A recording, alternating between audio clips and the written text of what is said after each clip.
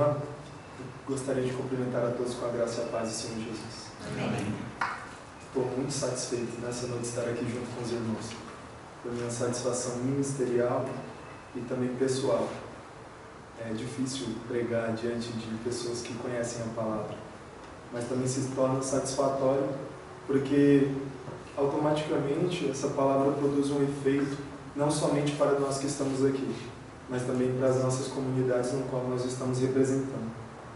Agradecer a Deus pela vida de vocês, pela vida do professor João Murad, a contribuição que ele tem dado para nós, que nós possamos continuar. Diante dessas considerações, eu gostaria de convidar a todos a fazer uma leitura bíblica no livro de Atos dos Apóstolos, capítulo 28, versículos de 1 a 10. Atos dos Apóstolos 28, de 1 a 10. Uma vez em terra, verificamos que a ilha se chamava Malta. Os bárbaros trataram-nos com singular humanidade, porque acendendo uma fogueira, acolheram-no a todos por causa da chuva que caía e por causa do frio. Tendo Paulo ajuntado e atirado à fogueira um feixe de gravetos, uma víbora, fugindo do calor, prendeu-se-lhe à mão. Quando os bárbaros viram a víbora pendente na mão dele, disseram uns aos outros: certamente este homem é um assassino, porque, salvo do mar, a justiça não o deixa viver. Porém ele, sacudindo o réptil no fogo, não sofreu mal nenhum. Mas eles esperavam que ele viesse a inchar ou a cair morto de repente. Mas depois de muito esperar, vendo que nenhum mal lhe sucedia, mudando de parecer, diziam ser ele um deus. Perto daquele lugar havia um sítio pertencente ao homem principal da ilha, chamado Públio, o qual nos recebeu e hospedou benignamente por 3 dias. Aconteceu achar-se enfermo de disenteria, ardendo em febre ou em febres. O pai de Públio, Paulo, foi visitá-lo e, orando, impôs-lhe as mãos e o curou. À vista desse acontecimento, os demais enfermos da ilha vieram e foram curados, os quais nos distinguiram com muitas honrarias, e tendo nós de prosseguir viagem, nos puseram a bordo tudo o que éramos necessário para prosseguirmos. Irmãos, eu gostaria de começar essa prédica, primeira coisa, conceituando o que nós entendemos por sobreviventes. Segundo o dicionário, sobreviventes são pessoas que já viveram após uma catástrofe ou algum acidente ou algo que aconteceu e que elas puderam sair dali vivas. Esse é o conceito de sobreviventes. Mas há também o conceito de refugiados. Refugiados são pessoas que fugiram dos seus locais nativos ou que nasceram para irem para algum lugar seguro devido a alguma circunstância, guerra ou política no qual eles já não se sentiam seguros para morar. Bom, se nós falarmos de sobreviventes, nós podemos lembrar recentemente um acidente que aconteceu na Colômbia. Nós podemos lembrar do time de Chapecó. O time de Chapecó estava com 77 pessoas a bordo e com aquele acidente no qual acabou a gasolina do avião, eles estiveram ali acontecendo e 77 pessoas a bordo e só 6 sobreviventes. 71 pessoas morreram. A questão do acidente é muito relativa, porque não há acidente planejado. Ninguém planeja, hoje eu vou sofrer uma catástrofe, eu não vou sofrer uma catástrofe. E se eu for perguntar quem conhece alguém que já sobreviveu, ou que é sobrevivente, com certeza nós levantaríamos as mãos e falaríamos: não, eu conheço alguém, fulano sobreviveu a um acidente, fulano sobreviveu a alguma coisa. Bom, nós saberíamos dizer, mas a pergunta que eu faço é que quando um acidente ele é previsto, o que nós fazemos? Se eu disser que ao sair dessa noite, desse local, nós estamos prestes a sofrer qualquer tipo de acidente, o que nós faríamos? Se o próprio Deus enviasse um anjo e falasse conosco, dizendo: olha, vocês vão sofrer um acidente, o que nós diríamos? Clamaríamos, oraríamos, buscaríamos a presença de Deus, pediríamos perdão dos nossos pecados? Bom, cada um faria uma coisa diferente. Quando eu vejo essa questão de sobrevivente e eu vejo essa questão de Chapecó, eu não posso me esquecer que uma das maiores crises humanitárias que estão acontecendo no mundo, segundo a ONU, depois do pós-guerra, é a crise dos refugiados da Síria, atravessando o mar Egeu para chegar até a Europa. Nós podemos ver diversas pessoas refugiadas.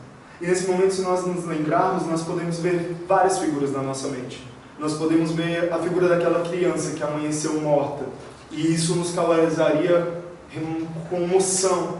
Nós nos sentiríamos emocionados. Ou aquela criança que depois de vários acidentes que aconteceram em sobrevivências diante daquele mar, em busca de refúgio, na ambulância, tudo que ela fez foi ficar calada, com seu corpo cheio de terra, cheio de poeira, e o seu olhar diante da mídia falava mais do que 1000 palavras.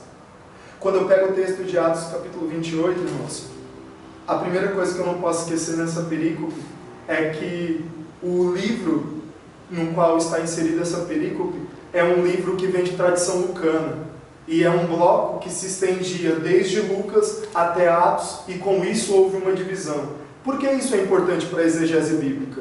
Porque para Raymond Brown, um escritor que para nós é conhecido, um exegeta, ele não considera que o livro de Lucas, de Atos, tenha sido escrito por Lucas.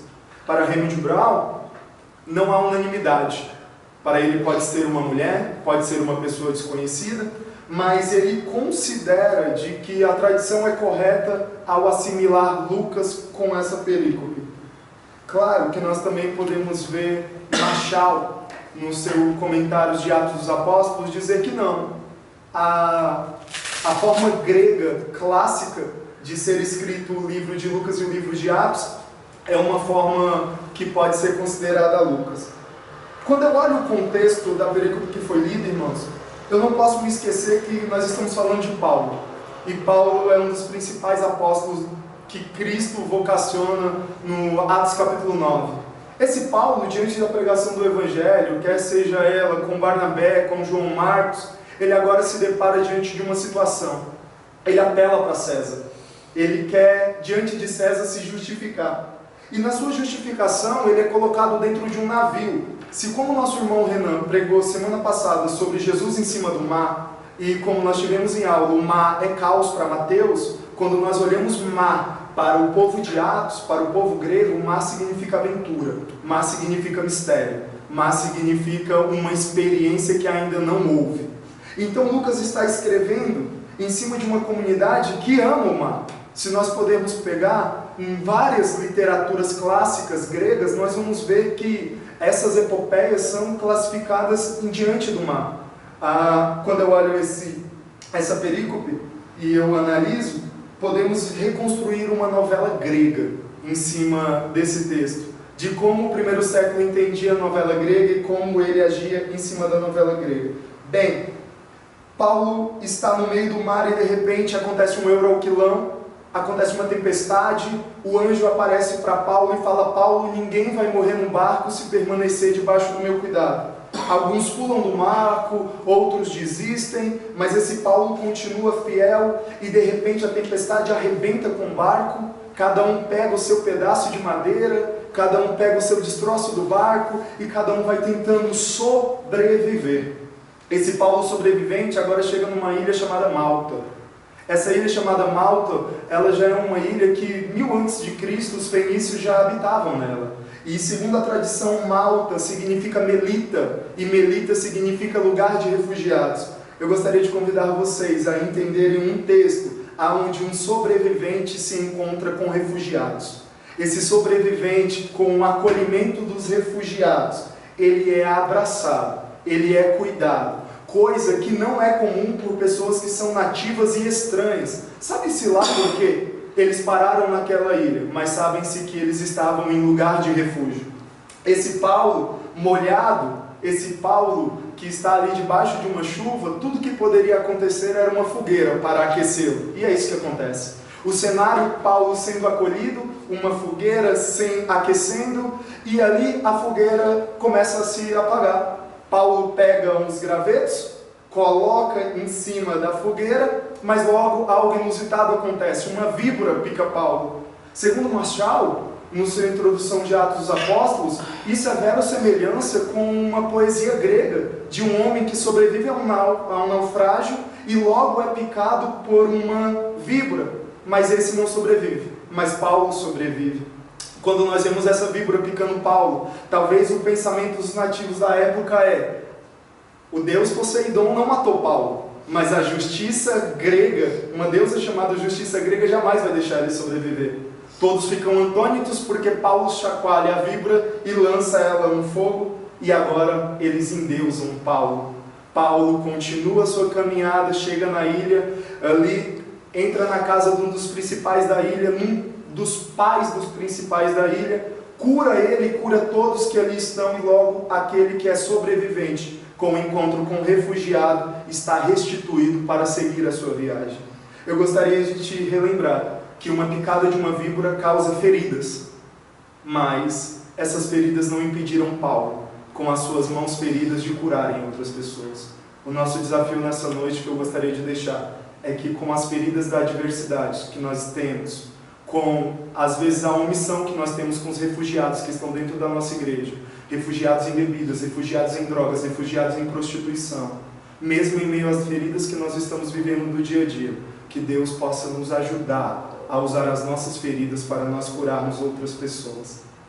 Que possamos olhar para o mar Egeu com um olhar de misericórdia, sabendo que essas mãos feridas, estendidas, valem muito mais do que 1000 palavras. Eu agradeço a oportunidade e a atenção de vocês. Obrigado. Amém.